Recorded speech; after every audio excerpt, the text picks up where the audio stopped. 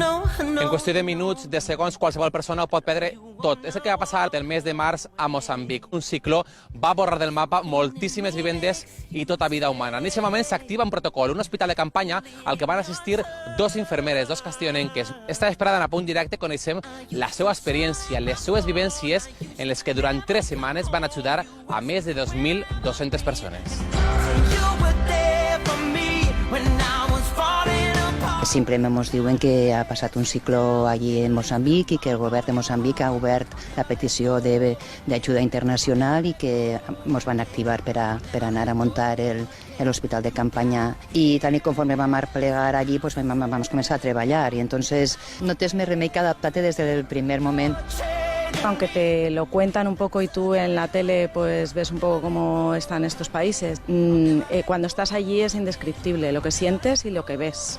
Toda destrucción, campos de refugiados con tiendas de campaña por toda la gente que se había quedado sin vivienda, árboles destruidos desde la raíz, edificios pues muy dañados.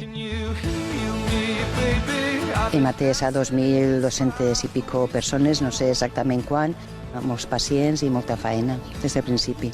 Sí, a la desprotección que tienen por la pobreza y por todo el daño que ha causado el ciclón, eso le añades además una enfermedad o le añades que acaban de ser mamás y que tienen a sus bebés con ellas o lo que sea, pues es una situación de desprotección absoluta. Entonces, agradecen cualquier gesto que tengas con ellos en general, ¿no? La comunicació és en els sentiments, en els gestos. Que tú les acaricies o les mires a la cara y les hagas un gesto amable, yo creo que les sirve de muchísima ayuda, aparte de la ayuda médica, claro, que es indudable que es fundamental.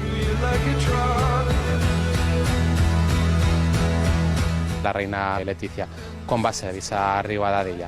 En todo momento mostró gratitud hacia lo que nosotros estábamos haciendo y lo que nosotros habíamos estado desarrollando en el proyecto y tal, y nos ofreció todo su apoyo.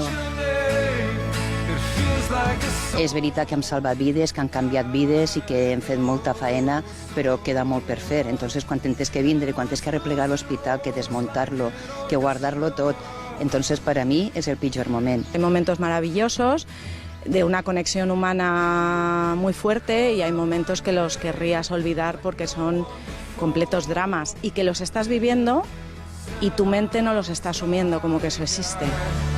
A mi me va cridar molt l'atenció quan vaig tornar d'allà, no? Que me vaig encontrar a unes mares que estaven discutint i parlant d'una anava a comprar el tratge per a la graduació de les seues filles, i jo recordava una xiqueta que se me va morir de 12 anys, el contrast que n'hi havia entre aquestes mares que estaven preparant el vestit per a les seues filles i l'altra mare que estaria preparant l'enterro de la seua, no? Simplement és una loteria, t'haguera pogut tocar néixer allà i series diferent, no? I estaries patint tot el que aquella gent està patint.